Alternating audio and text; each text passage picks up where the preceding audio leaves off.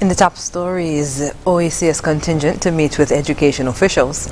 Education Minister says school infrastructure upgrades coming soon, and ECCB commissions financial literacy and financial inclusion survey in the ECCU.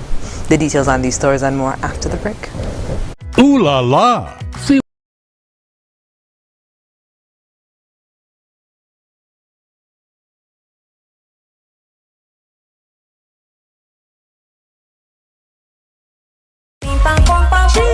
Mosoka, mosoka, mosoka, mosoka, mosoka, mosoka, mosoka, mosoka, mosoka, mosoka.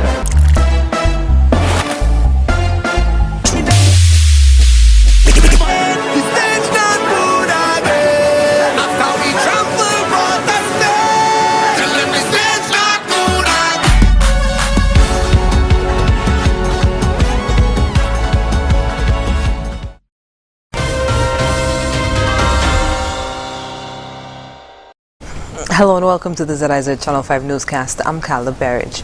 Education officials and key stakeholders across the Federation will engage in a series of meetings with members of the Organization of Eastern Caribbean States on Thursday. The purpose of the visit is to assist with the implementation of the OECS program for educational advancement and relevant learning Pearl project to facilitate the achievement of the OECS education sector strategy.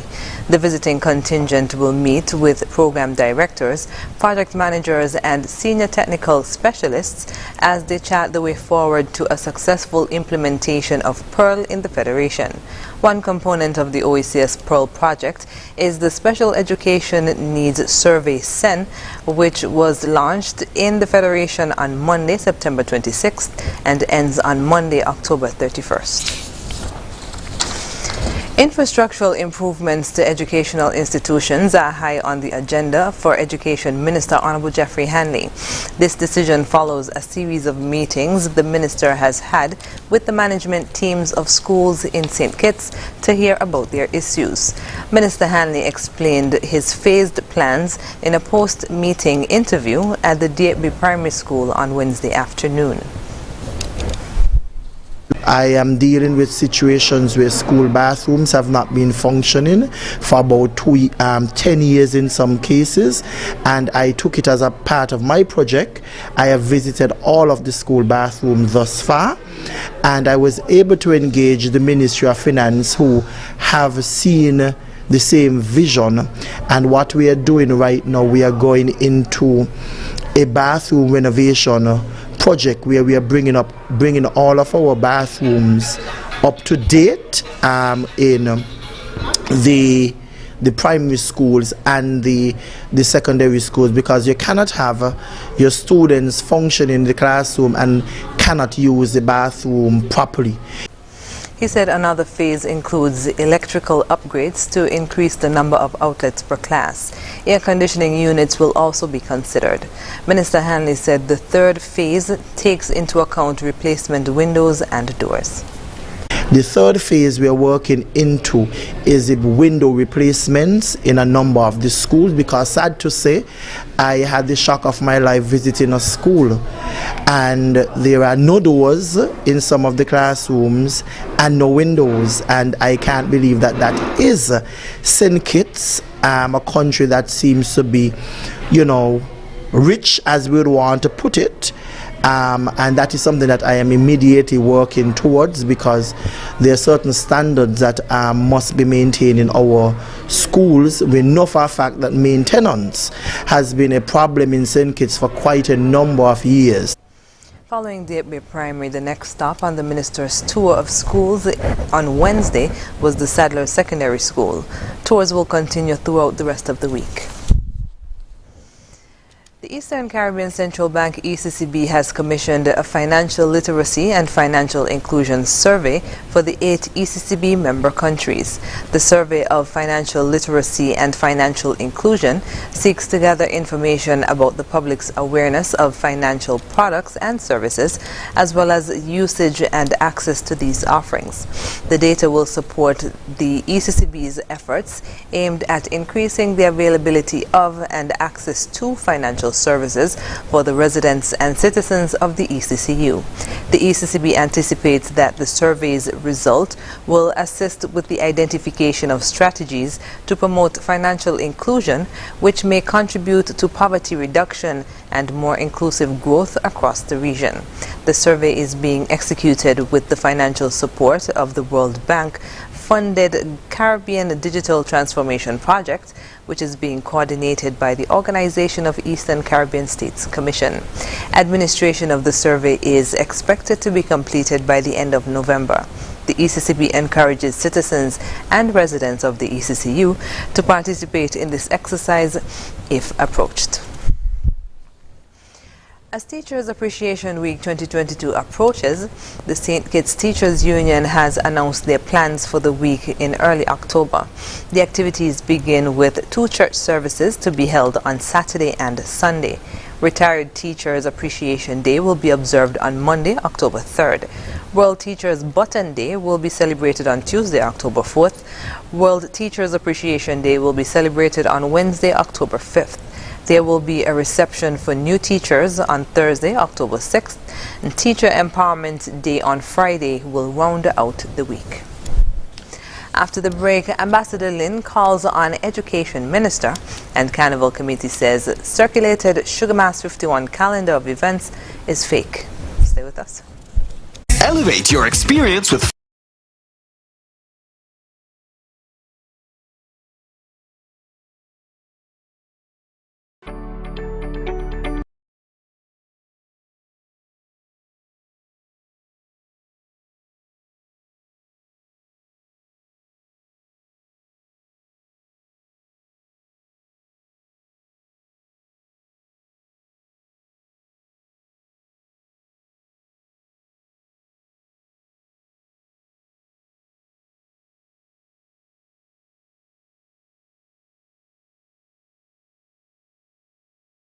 Elevate your experience with Flow's fiber-fast internet and mobile combined. Enjoy double data and unlimited talk on 4 mobile lines, plus up to 35 megabits per second home internet speed at the best rate, giving you the best value to stay connected. I think our Flow mobile is elevated. You think? An elevated experience starts with Flow at home, powering double data and unlimited talk on 4 mobile lines at the best rate. Visit a Flow store to sign up today.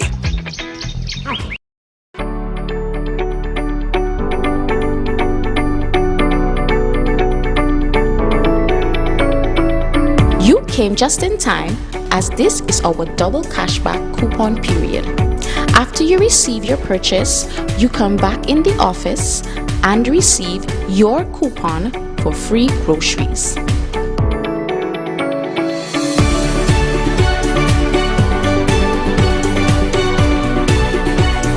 Nairobi, why are you picking up 2 of everything? Look, Mommy, the lady said we could buy 2 of anything. It's that time of the year where Hosford's Furniture and Appliances and Ashley Furniture Home Store once again gives away double cash back with the chance to win free groceries for a year. Yes, you heard it right. It's a never-ending cash back where you get double cash back with the chance to win free groceries for a year.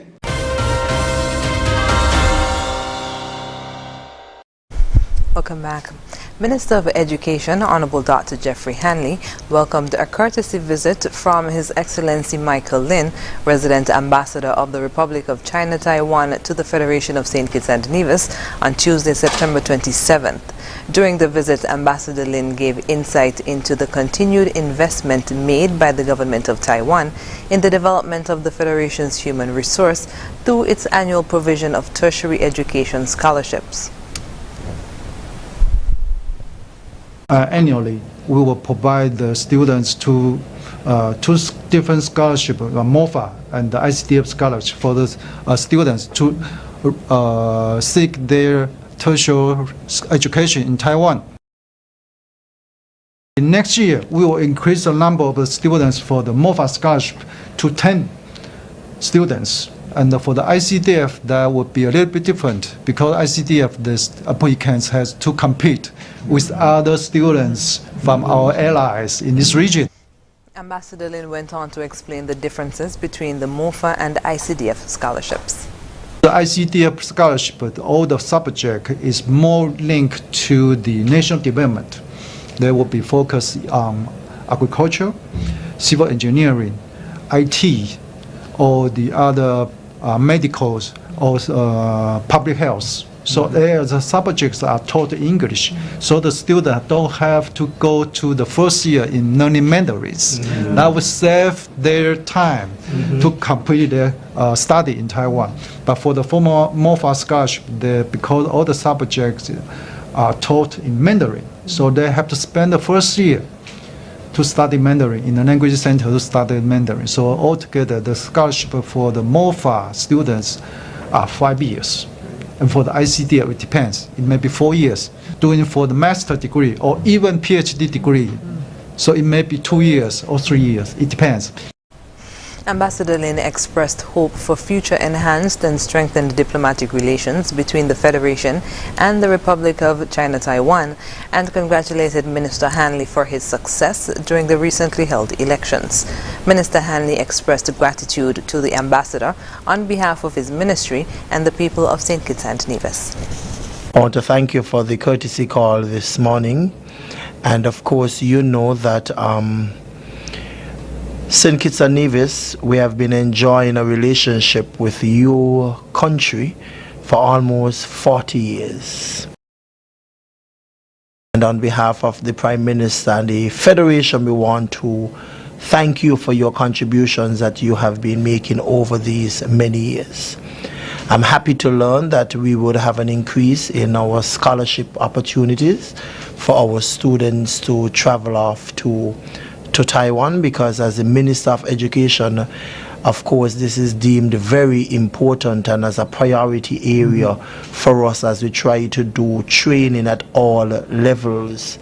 And as a result, your government being so kind to offer an increase in the scholarship opportunities would only put our students in a better position so that when they return, they'll be able to serve the country at various levels. Minister Hanley echoed Ambassador Lin's expectations for enhanced and strengthened diplomatic relations between the two countries. The St. Kitts and Nevis National Carnival Committee has announced that a Sugar Mass 51 calendar that has been making the rounds on social media is fake. In a post to their Facebook page, the committee stated that the poster was not shared by the Carnival Committee. The National Carnival Committee also reminded persons that official information is disseminated from the committee's secretariat. Sagicor is lending a helping hand to upcoming programs of a local non-governmental organization.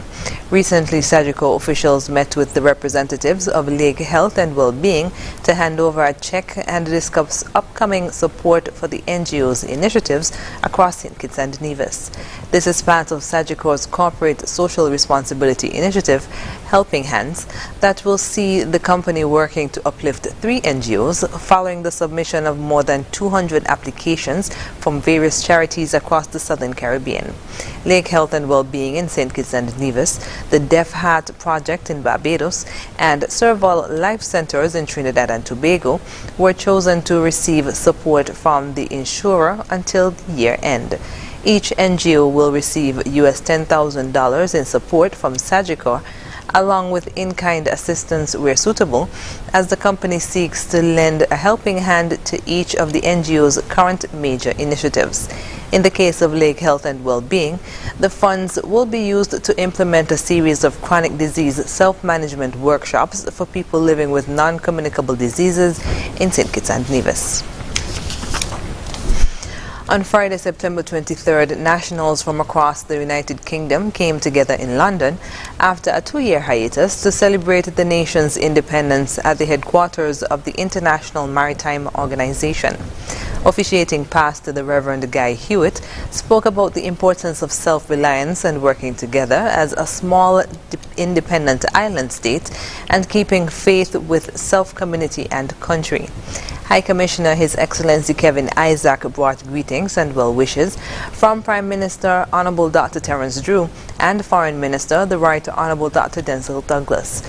He updated nationals on some of the steps taken to date and the strategic initiatives of the new government to transform the nation, including through education.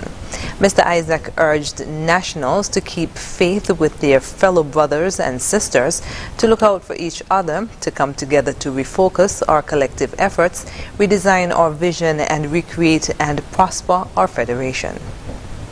Coming up in regional news, Ministry of Housing and Urban Development in Trinidad and Tobago engaged in a public-private housing partnership. The details when we